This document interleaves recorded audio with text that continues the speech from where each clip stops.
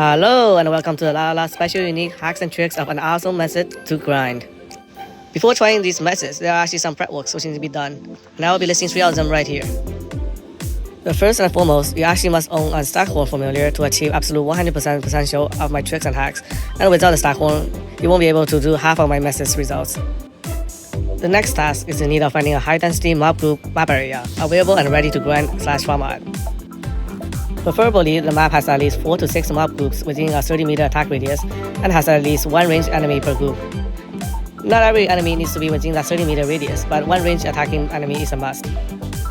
Remember, this grinding method is non-functional for a map area with melee only mob group enemies. The last prep work is by going to the game functions of the game options and turn off the auto when the auto battle is off to off, as this function in my opinion is completely useless function, no matter what the occasion may be, and hinders the grinding properly, especially in my method. The actual grinding consists of 2 steps and a 3rd step of using recommended skills per class for optimal experiences. The first step is to learn how to draw aggro's from faraway mob groups that are within a 30-meter radius. The process listed, however, is for the mobile experiences only, as I have not played PC for some time now and don't know if the function the same for it. The procedure is by holding the direction button still and without releasing it while tapping a faraway enemy.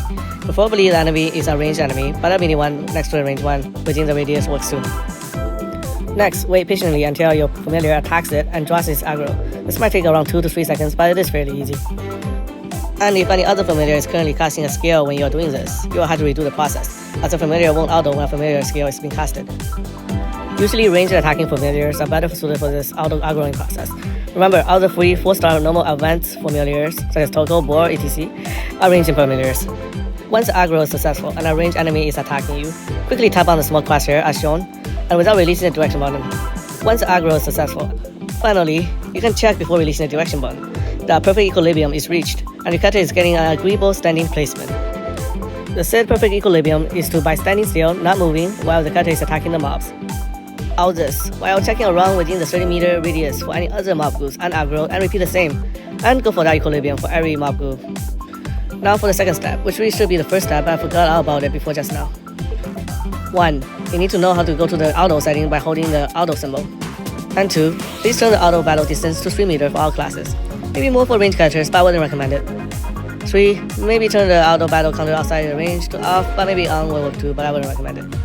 Oh, yeah, I also forgot to mention that the one prep work we need to do, the auto battle is off to off sync. It is in fact by default on for each character preset, so you need to redo that individually per character per preset. Next, onto the recommended skills for each class, but it's really optional at this point, for which I had all her basic class skills on auto, nothing specific for special skills. For Rogue, it is the same as a Witch, but you can try turning off auto for multi-shot if it hinders your grind. For Swordsman, I turn off the auto for throwing slash, as I find that its AoE size not appearing, but it is up to you. For NG, I turn everything on auto, but perhaps Elemental Blaster doesn't need to be on. For Destroyer, however, it gets trickier, as you get displaced a lot and easily too. I set Leaping Slam auto to off, and sometimes even would do the same for the Whirlwind, as they both displace you a very little bit.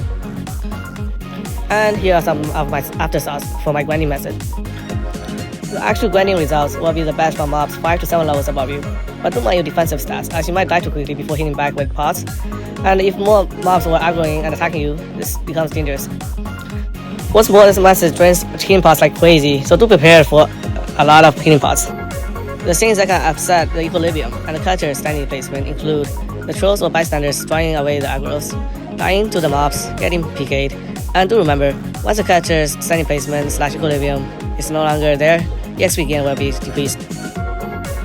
I know that drawing aggros can be hard to learn and perform, as sometimes your familiar will miss or be casting skills at the autoing time, so repetitive tries need to be done in order to be successful.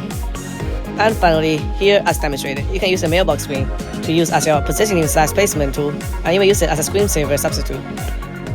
Oh yes, one final note. If you try this in parties, the XP will be divided as usual.